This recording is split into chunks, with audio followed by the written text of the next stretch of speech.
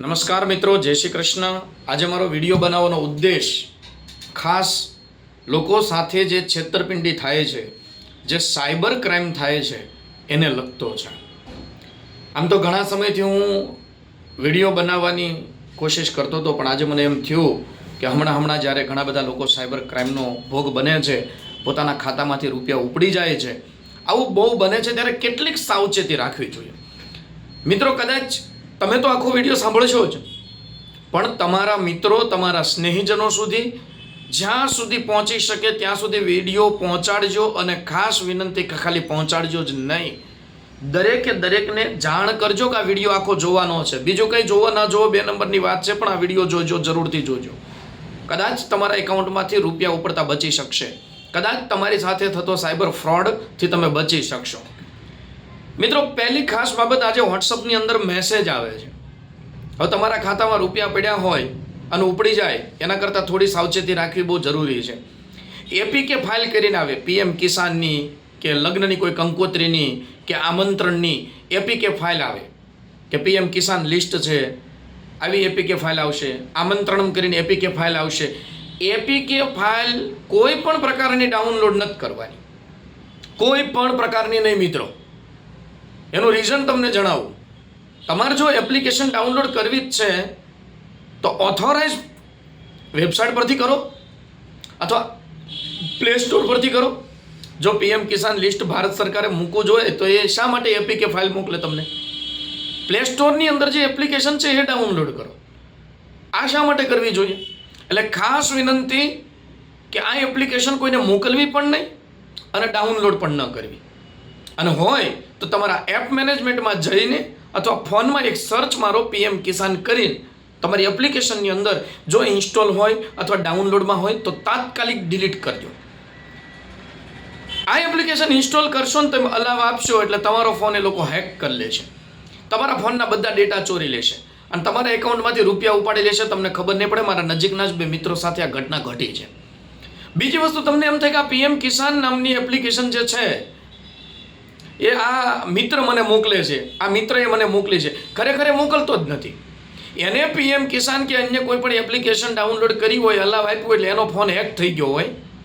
એનો phone hack થઈ ગયો હોય એટલે એના ફોનમાંથી જે હેકર છે એ એના મિત્ર સર્કલમાં, એના ગ્રુપની અંદર આ એપ્લિકેશન સેન્ડ કરે છે. એ પોતે સેન્ડ કરતો જ નથી, એને ખબર જ નથી.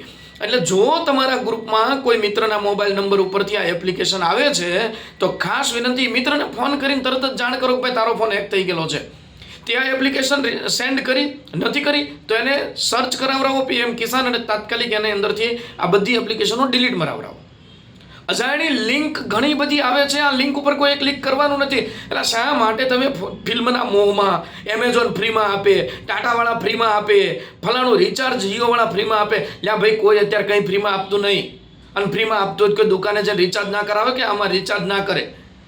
એટલે આપણને ખબર પડવી જોઈએ. 500 રૂપિયાનું ફ્રીમાં રિચાર્જ લેવામાં તમને નથી ખબર તમારા 5 લાખ ઉડી શકે છે, તમને નથી ખબર તમારા 5000 ઉડી શકે છે, બેંક એકાઉન્ટ ખાલી થઈ શકે છે, તમારા ડેટા ચોરી થઈ શકે છે, કોન્ટેક્ટ નંબર ચોરી થઈ શકે છે. અત્યારે સાયબર ક્રાઇમ દિવસે દિવસે વધતો જાય છે, ત્યારે થોડીક અવેરનેસની જરૂર છે મિત્રો. આપણે તો બચીએ, બીજાને પણ બચાવીએ. અને કદાચ આ એક વિડીયો જોવાથી 15 જણાના પણ રૂપિયા બચશે તો એ મહત્વનું છે. આપણા કોઈ પણ સંબંધીના રૂપિયા ન જાય એટલા માટે આ વિડીયો દરેક વ્યક્તિ સુધી શેર કરવાનો છે. આ મને થયેલા અનુભવો તમને જણાવું છું, મારી પાસે આવેલી ફરિયાદો તમને જણાવું છું. એટલે તમારા ફોનને એક વખત ક્લીન કરી નાખો, સમય પ્રમાણે ફોનને અપડેટ કરો. અજાણી કોઈ પણ લિંક ઉપર ક્લિક નથી કરવાનું. આ ફિલ્મ ડાઉનલોડ કરી લો, ફલાણું ફિલ્મ ડાઉનલોડ કરી લો, નથી કરવું ભાઈ ડાઉનલોડ.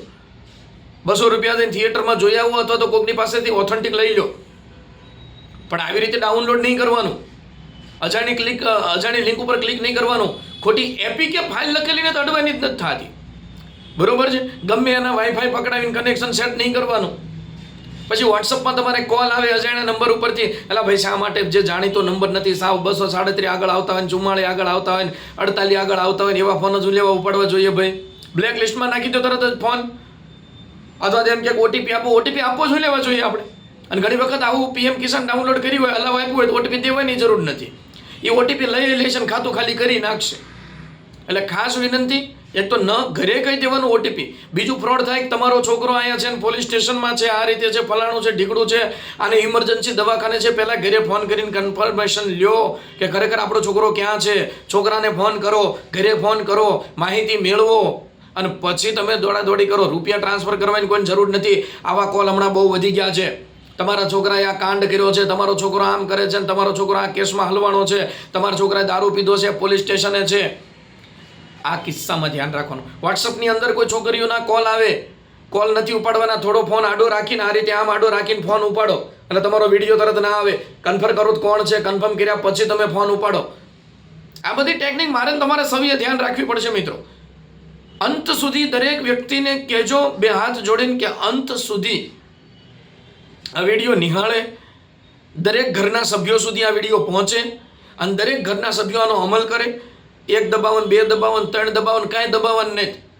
આપણે એ લિંક ઉપર ક્લિક જ નથી કરવાનું. અજાણ્યો ફોન તરત કટ કરી નાખવાનો છે. એપીકે ફાઇલ ડાઉનલોડ નથી કરવાની. અજાણી લિંક ઉપર ક્લિક નથી કરવાનું. 5 જણાને મોકલો તમને ફ્રી આપશે, 10 જણાને મોકલો તો આમ થશે ને ફલાણું શેર કરો. એ કોઈ શેરિંગ કરવું નથી અને એ લિંક આપણે મોકલવી નથી. આપણા સંબંધીનું ખાતું ઉડી જાય એવું કામ ધંધો આપણે નથી કરવો. અને કદાચ તમે માનતા હોય કે મારા સંબંધીએ મોકલી છે કે આને તેને મોકલી છે, તો એ કોઈ લિંક મોકલતા નથી. એનો ફોન હેક થઈ ગયો છે ને, હેકર આ વસ્તુ મોકલે છે. એટલે આ બાબતની ખાસ જાણકારી મેળવો, કન્ફર્મેશન લ્યો. સાયબર ક્રાઇમ દિવસે ને દિવસે વધતો જાય છે. અગર તમારી સાથે સાયબર ક્રાઇમ થાય છે તો 1930 નંબર ઉપર તરત જ તાત્કાલિક ધોરણે ફરિયાદ નોંધાવો, એનું ફોલોઅપ લ્યો. તમારો ફોન હેંગ થઈ જતો હોય તો તરત જ નજીકના પોલીસ સ્ટેશને તમે પહોંચો. અજાણી કોઈ પણ એપ્લિકેશન ડાઉનલોડ ન કરો, જેમાં તેમાં એકાઉન્ટ, આ પેમેન્ટ, ફલાણા પેમેન્ટ, ઢીકડા પેમેન્ટ ન કરો. ઓથેન્ટિક જે ભારત સરકારની એપ્લિકેશનો છે એની અંદર જ કરો. અજાણી ગેમો ડાઉનલોડ ન કરો. આજે ડ્રીમ 11 હોય કે ફલાણું ઢીકડું, આપણે એમ નથી કહેતા ડ્રીમ 11, અન્ય કોઈ પણ પ્રકારની ઘણી બધી એપ્લિકેશનો ખોટી બને છે. સાચી હોય તો કોઈ વાંધો નથી, ખોટી બને છે તો એ ખોટી એપ્લિકેશનોની અંદર આપણે પેલું ન કરો. અલગ અલગ જુગારની ઘણી બધી એપ્લિકેશનો આવે છે તો એ એપ્લિકેશનો પણ ન થાય ડાઉનલોડ, એનું પણ ધ્યાન રાખો. આ બધું ધ્યાન મારે ને તમારે સૌએ રાખવું પડશે. ઘણા એવા ફ્રોડ એપ્લિકેશનો, આ બાજુ ડ્રીમ 11 હોય કે 3 પત્તી હોય, ફલાણી ટીકડી એપ્લિકેશન હોય, એની સામે એની ફ્રોડ એપ્લિકેશન પણ બની ગઈ હોય. બરોબર છે. અમુક માર્કેટમાં ટ્રેડ કરવાની ફ્રોડ એપ્લિકેશન બની ગઈ હોય. તો આ બધી એપ્લિકેશનોથી બચો. તમારી મૂડી તમારી પાસે રાખો, સલામત રાખો. ખોટી જે મૂડી છે એ ગુમાવી ન દઈએ. એટલે થોડું ધ્યાન રાખો, સમજદારીથી વર્તન કરો અને બધું કન્ફર્મેશન લીધા પછી જ કરો. જો આટલું ધ્યાન રાખશો તો હાલમાં જે સાયબર ફ્રોડ થાય છે એનાથી તમે બચી શકશો. મારો હેતુ દરેક લોકો સુધી આ જાણકારી પહોંચે, મને જે અનુભવ થયો છે તેનો છે. તો મિત્રો, દરેક સુધી આ વાતને શેર કરજો અને દરેક સુધી આ વાતને પહોંચાડજો. જય હિન્દ, જય ભારત.